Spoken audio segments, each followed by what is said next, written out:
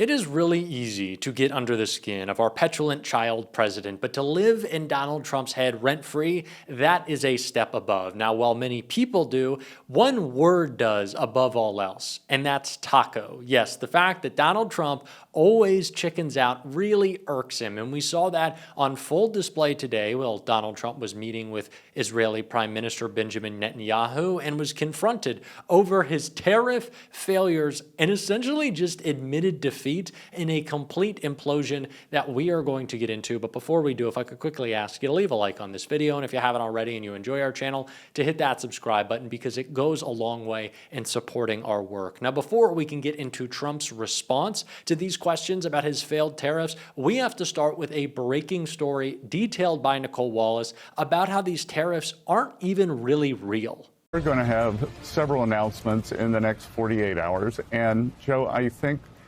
what President Trump is concerned about is the quality of the deals, not the quantity.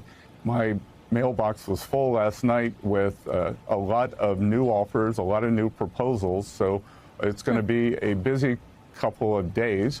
But importantly, too, that President Trump has said that the countries would not go back to the reciprocal rate until August 1st.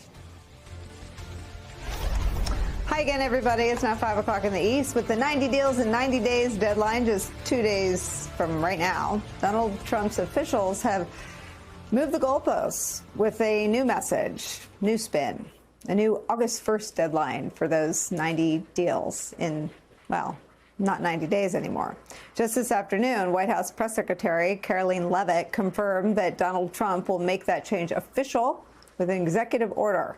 The shifting timelines are leaving many of America's trade partners with more questions than answers. But there is one thing that is abundantly clear. Donald Trump thinks the tariff game is just that, a game, and that it looks good on him. As one White House insider tells Politico, quote, Trump knows the most interesting part of his presidency is the tariff conversation. It's all fake. There is no deadline. It's a self-imposed landmark in his theatrical show, and that's where we are, end quote. Keep that in mind, business owners far and wide. It's a joke. It's all for show. Trump is abruptly re-escalating his man-made trade war today, sending letters to at least 14 countries, setting tariff rates between 25% and 40%. They'll go into effect on that new August 1st deadline, absent any more moving of the goalposts or deals. Those countries include top U.S. allies like Japan and South Korea.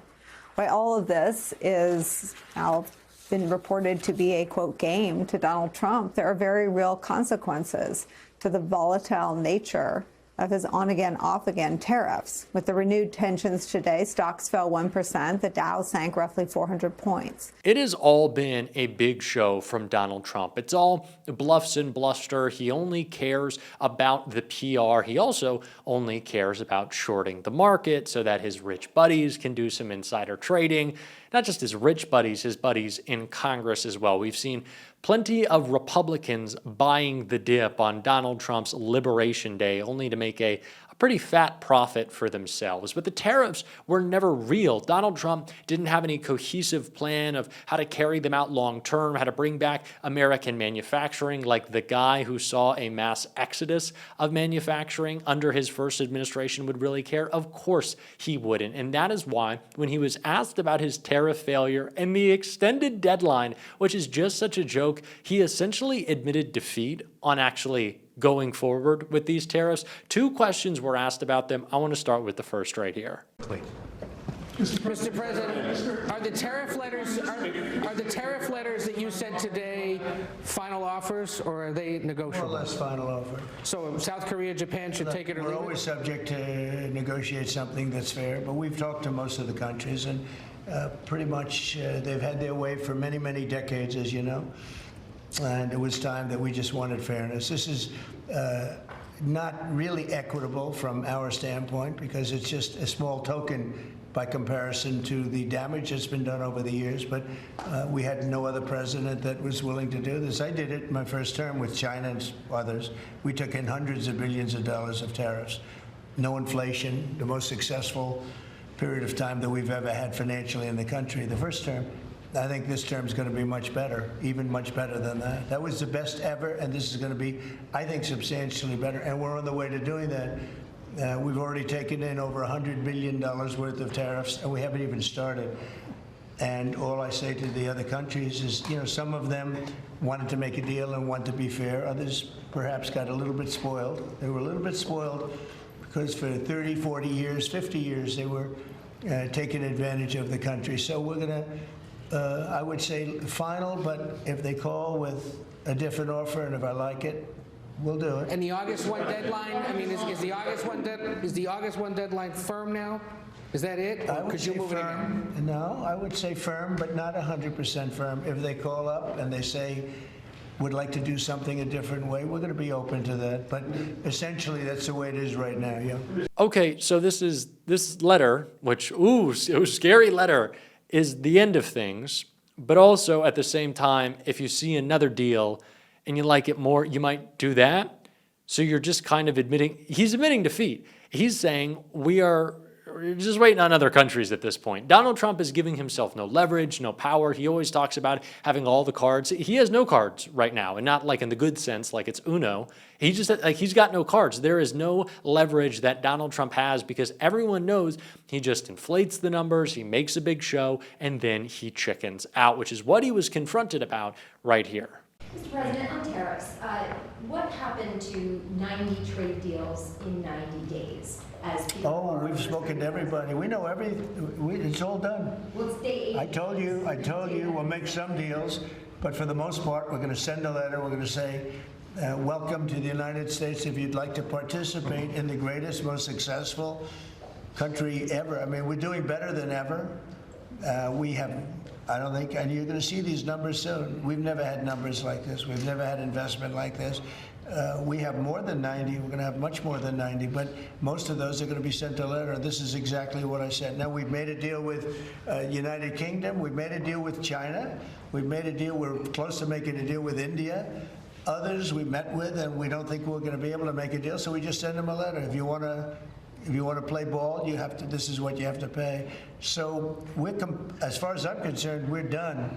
We're sending out letters to various countries, telling them how much tariffs they have to pay. Some will maybe adjust a little bit, depending if they have a cause. We're not going to be unfair about it. And actually, it's a small fraction compared to what we should be getting. We could be asking for much more, but for the sake of relationships that we've had with a lot of really good countries, we're doing the way I do it.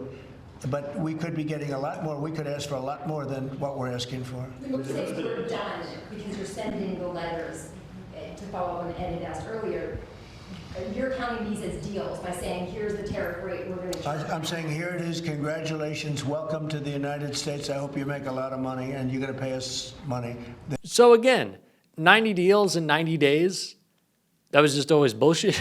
It was just always like, he never meant it. My favorite line so far has been from Scott Besson, who said, oh, the president actually cares about the quality of the deal, not the quantity of the deal. That's my Scott Besson. I can't do it. He's got that really quiet and annoying voice, though. He only cares about the quantity. The whole thing was quantity. It was 90 deals in 90 days. You don't say that unless you care about the number and the show, which of course is all Donald Trump cares about. He's never going to go forward with any of these deals. He doesn't care about the impact of these deals. He just wants to make the threats. He wants to intimidate because it makes him feel strong, which he's not, which is why he's trying to go after Zohran Mamdani. And he was asked about him in this clip right here. It's not going to happen again. So we'll see you in New York next year? Oh, well, look, I'm going to come there with the President Trump, and we'll see how do you know who the mayor will be? I don't know that. Do we know that? He's going to be very fine, and who knows? We don't know who the mayor's going to be yet. But this is a communist. He's not a socialist. He's a communist. And he said some really bad things about Jewish people, and he said some really bad things about a lot of people. And I think he's going through a little bit of a honeymoon right now, but he might make it. But, it all comes through the White House. He needs the money through the White House. He needs a lot. He's going to behave. He'll behave. He better behave. Otherwise, he's going to have big problems. But it's a philosophy that this country is not ready for, and it never will be. The idea that Donald Trump would attack Zoran, who, by the way, of all of the Democratic candidates in that primary field, had the biggest and most expansive plan of investment in combating real anti-Semitism in New York City, that Donald Trump, the guy who was saying anti-Semitic slurs and hangs out with Nick Fuentes and Marjorie Taylor Greene, would make that accusation is laughable. Donald Trump is intimidated by Zoran because he is the biggest blow to his fascist regime so far. He is a Democrat standing up to Trump, leading the way and showing the rest of the party what it looks like when progressives fight back. They build coalitions, they build momentum, and they win, which is exactly what he's going to continue to do, and that's really scary to Donald Trump, who is completely melting in the mind and is no match for Zoran, obviously. Zoran's also a lot better looking, which is not important, but it's worth bringing up. But we saw some of that mind melting, that pudding brain that we talk about with Donald Trump when he was talking about his missiles right here. And, you know, we were, at the end, 14 missiles were shot, and every single missile was shot out of the air. It was pretty amazing. That was sort of the end. And they told us they were coming and where they were and what time they were coming. And they said, if you'd like to have a different time, we'll do that. And that's respect when they do that. I appreciated that they did that. There was no surprise. We got the soldiers out of the base in Qatar, in this case. But they knew they were coming. 14 missiles were coming. Yeah, I've got no clue what he's talking about. I don't know what any of that means, and I don't think that Donald Trump does. He just seems a little confused. It's like when he's talking about dogs and dogs going in through the front door and who's a dog and who's not a dog and being like a dog in a good way and a bad way. He doesn't know. Clearly he doesn't know, but that's the theme of this presidency. Again, especially with the tariffs. And we started with Nicole Wallace. I want to close with her because she also had some, of course, more interesting insight on what this story means going forward. Now, an extra few weeks could perhaps produce a few more deals than the current partial ones that exist with the UK and Vietnam. But as the New York Times reports today, quote, with tariffs threatening to strain diplomatic relations and bring some global commerce to a halt, a delay of a few weeks may not do much to soothe many foreign governments. It could also further unsettle financial markets, which revolted when Trump initially announced his global tariffs, a meltdown that prompted Trump to institute the 90-day delay. They add this, quote, his tactics have stripped businesses of the certainty they need to plan, resulting in higher prices, less investment, and slower economic growth for the country. It has all been a facade. Donald Trump has always been lying. Who does this come as a surprise to? Certainly not me, certainly not you. We've paid attention long enough. But we have to continue to. And we're going to be calling him out on this show every single day. And if you want to support that, as always, you can hit that subscribe button, leave a like on this video, and if you're stuck around to the end, drop a blue heart in the comments. And until next time, I'll see you soon.